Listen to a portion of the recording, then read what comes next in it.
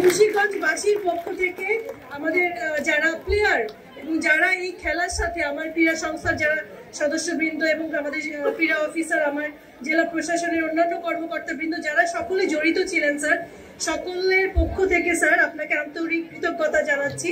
আমাদের আজকের এই পুরস্কার বিতরণী অনুষ্ঠানে আমাদেরকে আমাদের এই মঞ্চকে অলঙ্কৃত করবার জন্য এবং আমাদের ছাত্রছাত্রীদেরকে উৎসাহ দেবার জন্য, তারা যাতে ভবিষ্যতে আরো এগিয়ে যেতে পারে।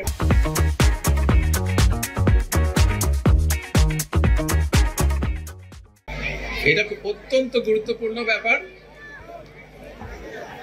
যে খেলাধুলা একটা সমাজ গড়ে তোলার জন্য, একটা দেশকে গতিশীল করার জন্য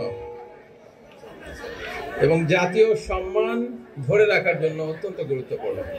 আর এখন আরো বেশি গুরুত্বপূর্ণ, কারণ জুলাইয়ের 36-এর গণ অভ্যুত্থানের মধ্যে দিয়ে যে তারুণ্যের বিজয় ঘটেছে, সেই বিজয়ে আপনারা অনেকেই ছিলেন অংশীদার এবং এই খেলার মধ্যে দিয়ে তাদের ফিজিক্যাল ফিটনেস বজায় রাখবেন, যেন কেউ সাহস না পায় বাংলাদেশের দিকে অন্য কোনোভাবে তাকাতে।